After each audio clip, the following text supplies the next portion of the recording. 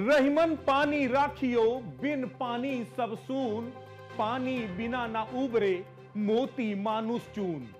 रहीम दास जी ने यह दोहा सालों पहले पानी की उपयोगिता को लेकर के लिखा था, जिसका साफ तौर पर मतलब था कि बिना पानी के सब कुछ सूना है। और शायद यही वजह है कि पृथ्वी पर जीवन के लिए हवा, पानी और धूप उतनी ही जरूरी है। और शायद यही वजह है कि जहां जहां पानी रहा वहीं पर सभ्यताओं का विकास भी हुआ। लेकिन यह भी एक सत्य है कि त्रासदी भी वही रही, संघर्ष भी वही हुआ जहां पानी रहा। यानी पानी भी सभ्यता की वजह बना, सभ्यता के विकास की और सभ्यता के संघर्ष की वजह भी पानी ही बना।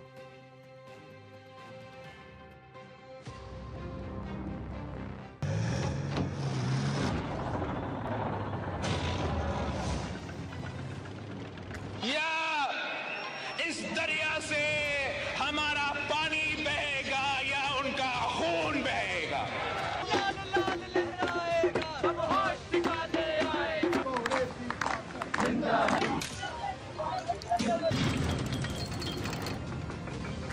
अगर तू पानी बंद करेगा इंशाअल्लाह हम तेरी सांस बंद करेंगे, इन दरियाओं में फिर खून बहेगा। उसने कहा कि पानी नहीं मिलेगा तो खून भी आएगा। तो उसको बोलो यार अपना खून जाके कहीं छलांग मार ले। पानी में नहीं मिलेगा तो कहाँ छलांग नहीं कहाँ मारेगा। उन्होंने कह दिया ना, कहा अगर हमारा पानी बंद करेंगे तो फिर जंग के लिए तैयार हो जाए। ये जो गोरी, शहीन, गजनवी, ये चौकों में सजाने के लिए नहीं हमने रखे हुए, ये हमने हिंदुस्तान के लिए रखे हैं। अब आतंकियों की बची खुची जमीन को भी मिट्टी में मिलाने का समय आ गया है।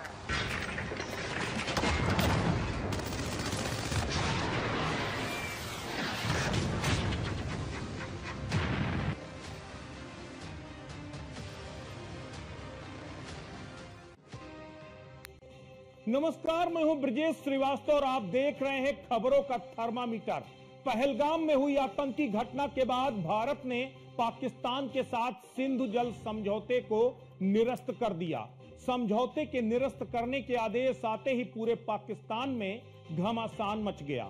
सिंधु समझौते के निरस्त करने का ऐलान के साथ ही पाकिस्तान में इस कदर घमासान हुआ कि प्रधानमंत्री से लेकर देश के तमाम राजनेता सख्ते में आ गए। आतंकी हाफिज सईद से लेकर पूर्व विदेश मंत्री तक के सुर मिलने लगे और भारत को गिदड़ भपकी देने लगे। कहेगा कि पाकिस्तान का पानी रोकेंगे, कश्मीर के अंदर डैम बना के तुम पाकिस्तान के पानी को रोकोगे, पाकिस्तान की ज़राअत सनत का खात्मा करके, पाकिस्तान की मईशत तबाह करके, सी पैक के मंसूबे नाकाम करने के लिए तू बड़के मारेगा और तू चाहेगा हम चुप रहे। सुन, अगर तू पानी बंद करेगा इंशाअल्लाह हम तेरी सांस बंद करेंगे, इन दरियाओं में फिर खून बहेगा। मोदी ने और उनकी हुकूमत ने ऐलान किया कि अब वो ये मुआहिदा नहीं मानते। और मैं सखर में इसी सिंधु दरिया के साथ खड़े होके भारत को कहना चाहूंगा कि सिंधु हमारा है और सिंधु हमारा रहेगा। या इस दरिया से हमारा पानी बहेगा या उनका खून बहेगा। ये दो बयान बता रहे हैं कि आखिर पाकिस्तान में किस तरह खलबली मची है। एक तरफ दुनिया का मोस्ट वांटेड आतंकी हाफिज सईद है तो दूसरी तरफ पूर्व विदेश मंत्री बिलावल भुट्टो। लेकिन दोनों की भाषा एक है। पाकिस्तान कहता आतंक से उसका कोई सरोकार नहीं, लेकिन आतंकियों के साथ पाकिस्तान के राजनीतिक आकाओं के विचार कितने मिलते हैं ये बयान बताता है। और यूं तो इस संधि के खत्म होने के बाद बयानवीरों की तो फौज आ गई। पाकिस्तान के एक बयानवीर, पाकिस्तान के रेल मंत्री मोहम्मद हनीफ तो ये 2 कदम आगे निकल गए। उन्होंने तो यहां तक कह दिया कि ये जो हमने परमाणु बम बनाए हैं वो दिखाने के लिए नहीं बनाए हैं। जरा पहले सुनिए मोहम्मद हनीफ अब्बासी जो रेल मंत्री हैं वो क्या कह रहे हैं। उन्होंने कह दिया ना कि अगर हमारा पानी बंद करेंगे तो फिर जंग के लिए तैयार हो जाएं। ये जो गोरी, शाहीन, गजनवी, ये चौकों में सजाने के लिए नहीं हमने रखे हुए, ये हमने हिंदुस्तान के लिए रखे हैं बाबा। ये जो 130 एटॉमिक हमारे पास वेपन है वो हमने सिर्फ मॉडल बनाने के लिए नहीं रखे हुए, और आपको पता ही नहीं कि हमने पाकिस्तान के किस किस हिस्से में रखे हुए हैं।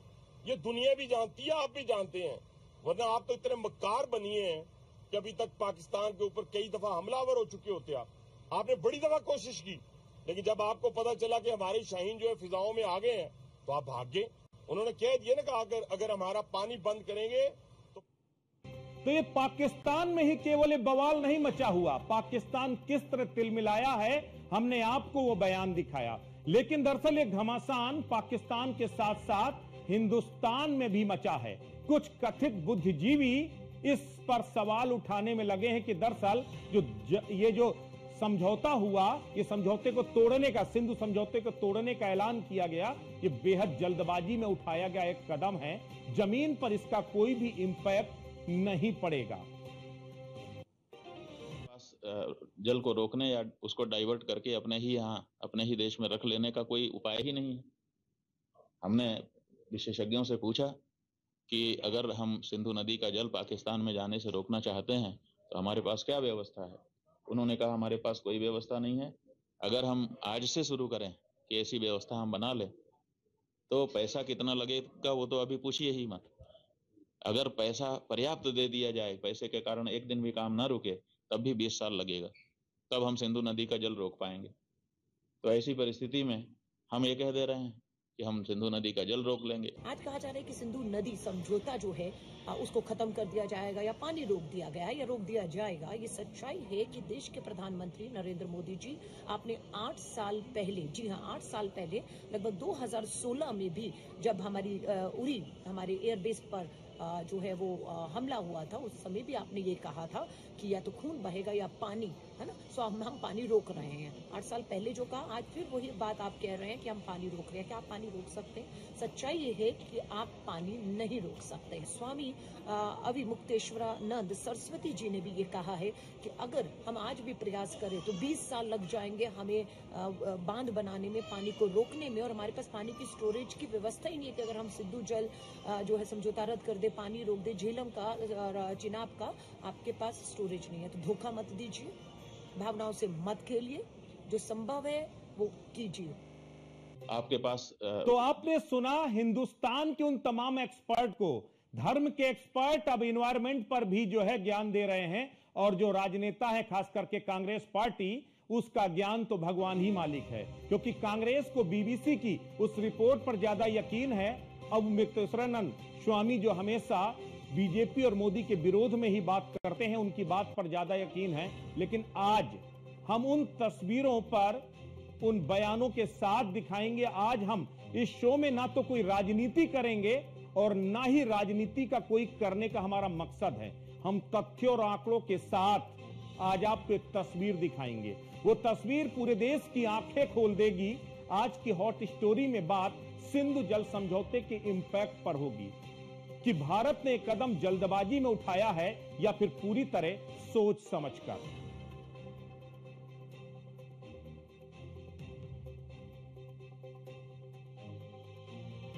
तो दरअसल लगातार जिस तरीके से ये कहा जा रहा है कि बहुत जल्दबाजी में उठाया, 2016 में प्रधानमंत्री नरेंद्र मोदी ने उस वक्त ऐलान किया था कि खून और पानी एक साथ नहीं बहेगा। उस बयान के बाद, यानी 9 साल पहले जो बयान दिया गया था, उसके बाद ही भारत ने उसकी तैयारियां शुरू कर दी थी। 9 साल बाद सिंधु समझौते को रद्द करने का आधिकारिक ऐलान हुआ है। साफ तौर पर यह कह दिया गया है कि अब बहुत हो गया, अब खून और पानी हम एक साथ बहते हुए नहीं देख सकते, और इसी के लिए अब अलग अलग तैयारियां की गई हैं। सबसे खास बात यह है 1960 में यह समझौता हुआ। 1960 से 70 तक कांग्रेस की जो सरकार थी, जवाहरलाल नेहरू प्रधानमंत्री थे, उस समय अयूब खान पाकिस्तान के राष्ट्रपति थे, उस वक्त ये समझौता हुआ। 65 में पहला युद्ध हुआ, 71 में दूसरा युद्ध हुआ। उस युद्ध में बांग्लादेश के एक अलग देश बन गया, टुकड़े हो गए। उसके बाद भी ये संधि नहीं टूटी।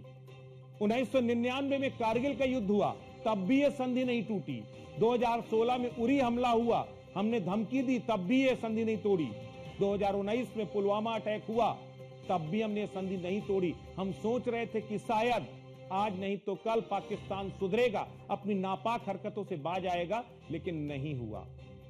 उसके बाद अब जब ये पूरा फैसला किया गया है, तो ये फैसला पूरी तरीके से सोच समझ करके लिया गया है। इसमें कोई शक नहीं है कि भारत आज की तारीख में, ये अपने आप में बेहद खास बात है कि जो सिंधु पर संग्राम मचा हुआ है, इस पे एक्सपर्ट, क्योंकि पॉलिटिशियन की बात सुनी आपने, पाकिस्तानियों की बात सुनी, एक्सपर्ट क्या कहते हैं हम जरा ये भी आपको सुनाते हैं कि एक्सपर्ट का क्या कहना है। इस समय केवल और केवल हिंदुस्तान ने अपनी इशारा दिया है कि हम, या इरादा इंडिकेट किया कि हम इस पर ही कार्रवाई कर सकते हैं। हम अपर राइपेरियन स्टेट है, हमारे पास ज़्यादा पॉपुलेशन है, ज़्यादा जनसंख्या हमारी यहाँ है, ज़्यादा सिंचाई की रिक्वायरमेंट इधर है, लेकिन ट्रीटी में 135 मिलियन एकड़ फीट पानी आपको दिया गया है, जबकि हिंदुस्तान के पास केवल 35 है। मतलब आपको 4 गुना पानी दिया गया है, लेकिन माहौल बदली हो चुका है। और ऐसे माहौल में हम आपका हुक्का पानी बंद करेंगे अगर आपने आतंकवाद को जारी रखा तो। कोई ऐसा मेगा प्रोजेक्ट नहीं होता जिसमें चैलेंजेस नहीं होते।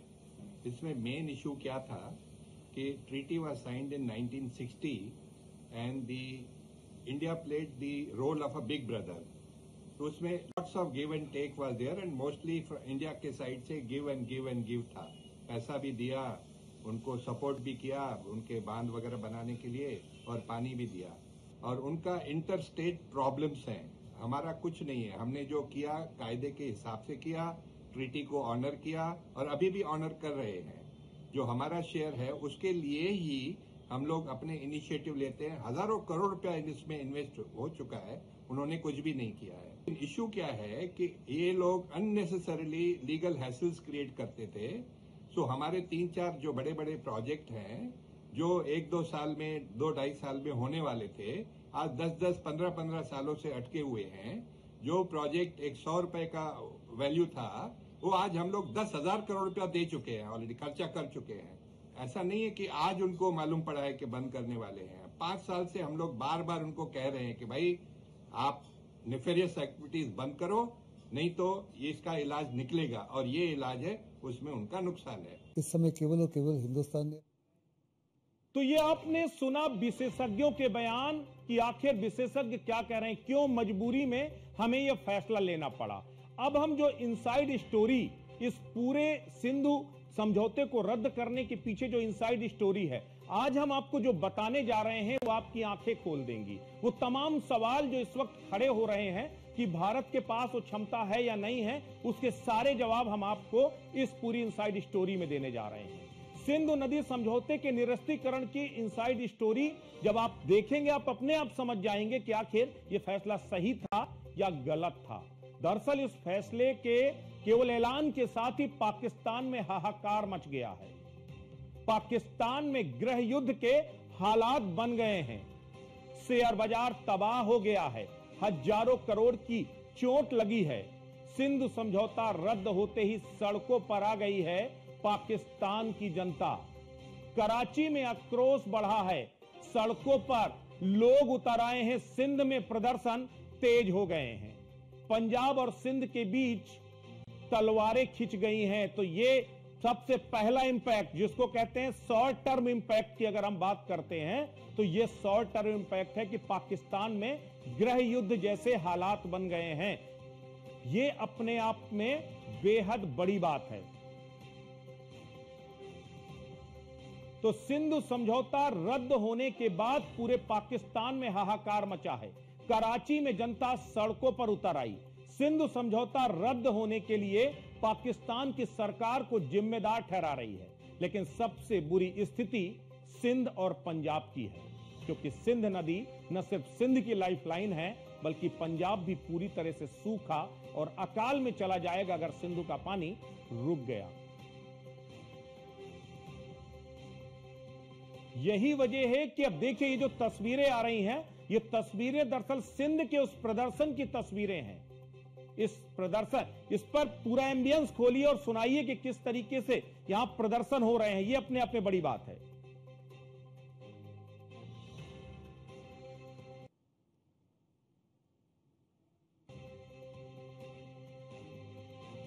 तो ये लगातार प्रदर्शन चल रहे हैं। ये जो प्रदर्शन के जरिए ये दिखाने की कोशिश हो रही है कि आखिर किस तरह के हालात पाकिस्तान में हैं। ये जो तस्वीरें ये देखिए, ये इस तरीके से लूटमार हो रही है, इस तरीके से जो वहां के सिंध के अधिवक्ता हैं, सिंध के जो है आम नागरिक हैं, वो सड़कों पर उतर आए हैं।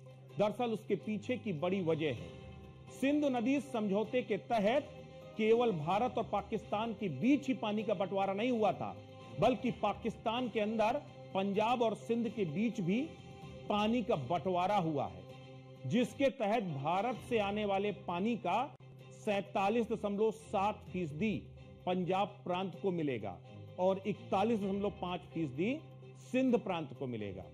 लेकिन अब सिंध और पंजाब के बीच पानी का विवाद लगातार गहराता जा रहा है। उसके पीछे की वजह है क्योंकि सिंध से जो सिंधु नदी जो सिंध से होकर गुजरती है, उससे 6 नहरों के जरिए पाकिस्तान सिंध प्रांत से सिंध का पानी पंजाब के तमाम इलाकों में भेज रहा है और आगे नई कैनाल बनाने का फैसला कर रहा है। यही विवाद की बड़ी वजह बन गया है। अब तक तो गनीमत थी क्योंकि इससे पहले सिंध का पानी आ रहा था, तो चलो सिंध से पंजाब चला जा रहा था। लेकिन अब सिंध के लोगों को यह डर सता रहा है कि अगर यह पानी रोक दिया गया भारत में, तब क्या होगा, और सिंधु का पानी अगर जो है पंजाब में शिफ्ट हो गया तो सिंध तो पूरी तरह सूखे और अकाल से बर्बाद हो जाएगा। यही वजह है कि अब इस समझौते को खत्म किया जा रहा है और वहां के लोग ऐतराज जता रहे हैं कि सिंध और पंजाब के बीच में अब रार छिड़ चुकी है। सिंध पंजाब में पानी के बंटवारे को लेकर संघर्ष शुरू हो गया है। सिंध ने सरकार के खिलाफ ही मोर्चा खोल दिया और कह दिया कि अब पंजाब को और पानी नहीं देंगे, अब आपको जहां से व्यवस्था करनी हो कीजिए। यानी कि अब भारत से आने वाली पानी का एक बड़ा हिस्सा जो पंजाब में चला जाता था, सिंध ने मना कर दिया, कह दिया कि अब हम अपने लिए पानी बचाएंगे। यानी कि अब पंजाब पाकिस्तान के अंदर ही सिंध और पंजाब दो अलग अलग प्रांतों के बीच में पानी को लेकर संघर्ष छिड़ रहा है। और तो सबसे बड़ी बात यह है, अब तो पृथक सिंध राज्य बनाने की, देश बनाने की मांग होने लगी कि हमें अलग कर दो, हमें नहीं रहना तुम्हारे साथ। तो जो स्थिति 71 में हुई थी, वही स्थिति 2025 में बनती हुई नजर आ रही है। यानी कि जो पाकिस्तान दूसरी जगह में जो काम करता था, वही अब उसके साथ एक बार फिर हो रहा है। और अगर इस बार जंग होती है तो कोई बड़ी बात नहीं कि सिंध भारत के साथ खड़ा हो जाए, कह दे हमारी जिंदगी बख्श दो, हमें पानी दे दो, उसके बाद पाकिस्तान का जो करना हो करो। क्योंकि अब सिंध में प्रदर्शन जोर पकड़ रहे हैं। सबसे बड़ी बात यह है, इस प्रदर्शन की वजह से पाकिस्तान पूरी तरह असहज हो गया है। सिंध और पंजाब के बीच में बूंद बूंद पानी के लिए जनता सड़कों पर उतर रही है और पंजाब को किसी भी कीमत में पानी देने को तैयार नहीं है। अब सबसे बड़ी बात यह है कि जो कथित बुद्धिजीवी ये कहते हुए नहीं थक रहे हैं कि दरअसल इस संधि के निरस्त होने से पाकिस्तान को कोई फर्क नहीं पड़ेगा, तो इस संधि के निरस्त होने का जरा पहला ट्रेलर देख लीजिए।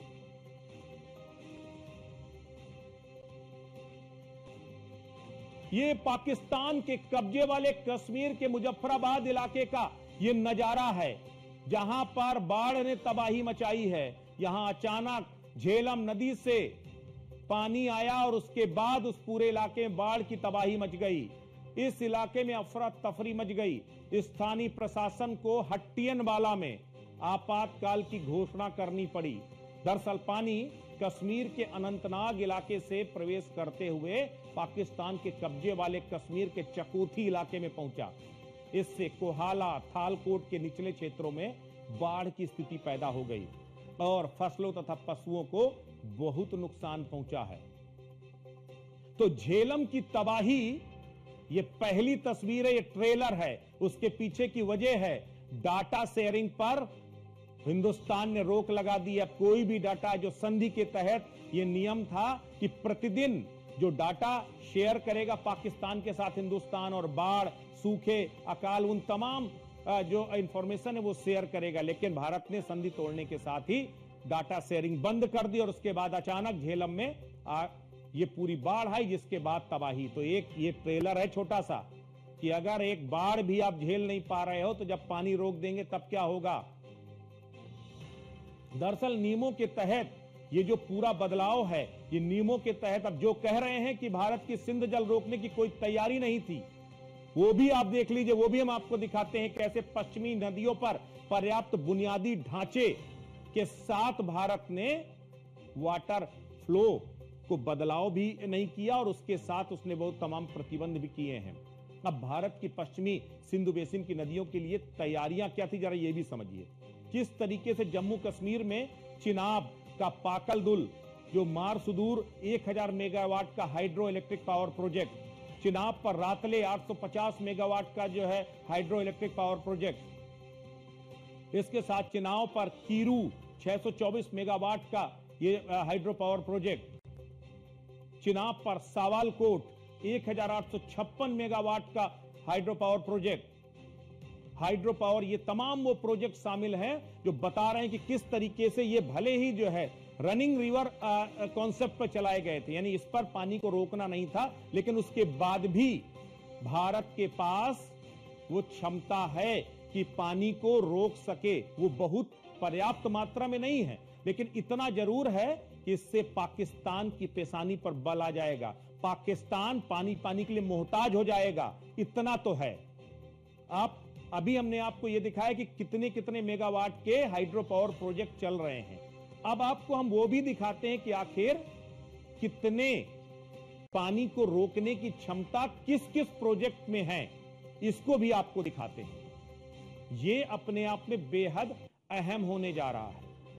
सबसे बड़ी बात यह है कि पश्चिमी नदियों और उसकी सहायक नदियों पर मौजूदा रन ऑफ द रिवर परियोजनाएं कुछ पानी स्टोर करती हैं। उसका आंकड़ा क्या है, जरा ये भी देखिए।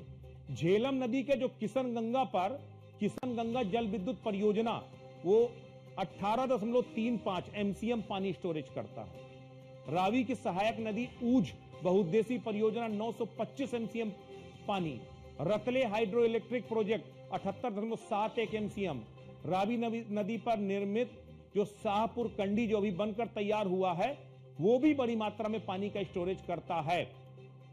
और सबसे बड़ी बात यह है कि ये शाहपुर कुंडी जो है वो 1150 क्यूसेक पानी मोड़ने में भी सक्षम है, जो पहले पाकिस्तान में बह करके बर्बाद होता था, उस पानी को मोड़ने की क्षमता भी है, यानी पानी को स्टोरेज करने की भी है, उसको मोड़ने की भी है। और अब अत्याधुनिक तकनीकों के जरिए भारत उसको और विस्तार करने में लगा है। अब आपको बताते हैं कि आखिर किस तरह राजनीतिक महत्वाकांक्षाओं को पूरा करने के लिए तत्कालीन सरकारों ने पूरी तरह अप्रासंगिक समझौते किए हैं। दरअसल भारत ने 65 साल पुराना जो सिंधु जल का समझौता है, दरअसल एक बोझ की तरह था, क्योंकि इससे हिंदुस्तान को कोई फायदा नहीं था। अब ये कैसे, हम क्यों कह रहे हैं कोई फायदा नहीं था, क्योंकि जो बंटवारा हुआ था वो ही पूरी तरीके से गलत था। अब आप सोच करके देखिए कि हिंदुस्तान जहां से नदियां पाकिस्तान में जा रही हैं, वो समझौता कैसे धोखे के साथ हुआ था, इसको समझिए। 1960 में पंडित जवाहरलाल नेहरू और अयूब खान के बीच में समझौता हुआ था। इस समझौते के तहत पूर्वी नदियां रावी, ब्यास और सतलज का अधिकार भारत को मिल गया और पश्चिमी नदियां जिसमें सिंधु, झेलम, चिनाब 80% इसके पानी का अधिकार पाकिस्तान को मिला। अब समझिए ये अनजस्टिफाई कैसे है, क्योंकि जो पाकिस्तान की नदियां हैं, आप सोचिए उसमें 80 MF पानी, जिसमें रावी, झेलम और ब्यास जो नदियां हैं, ये अपने आप में ये नदियां जो है इसमें 80 MF पानी था।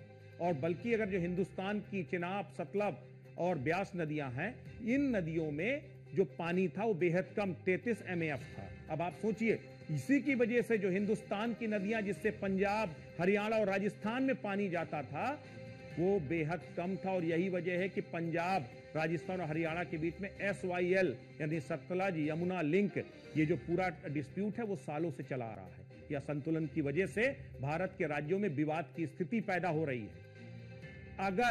अगर इस जो संधि को रोकने के बाद अगर हम मॉडर्न टेक्नोलॉजी का इस्तेमाल करते, अटल बिहारी वाजपेयी ने तब कहा था कि नदियों को जोड़ करके हम एक नदी के पानी को दूसरी जगह शिफ्ट कर सकते हैं, डाइवर्ट कर सकते हैं। अगर वाकई में ऐसा हुआ तो ये पंजाब जो हिंदुस्तान का पंजाब है, हिंदुस्तान का पंजाब दोबारा वापस लौट सकता है, क्योंकि पंजाब में पानी बचा ही नहीं है।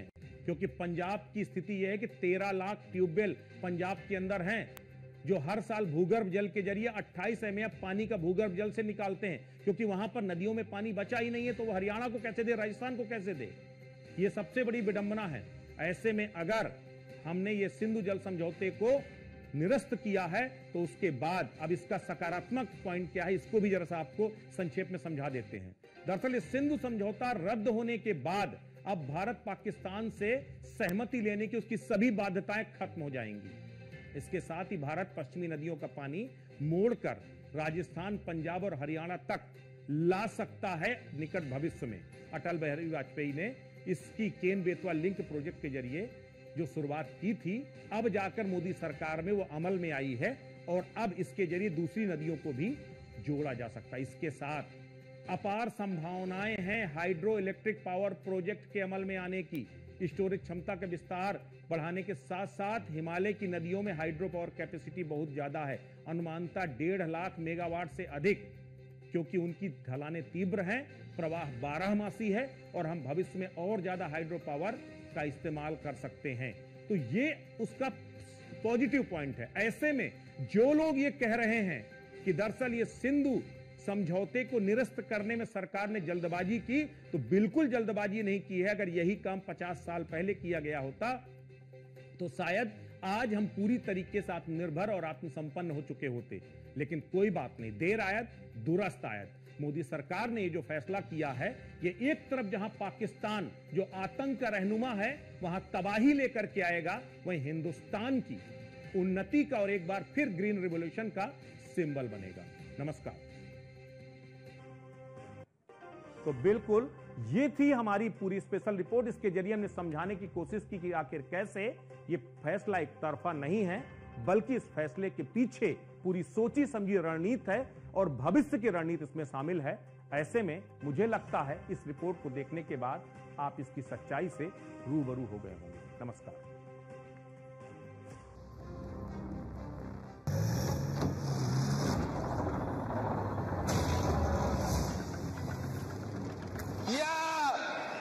इस दरिया से हमारा पानी बहेगा या उनका खून बहेगा।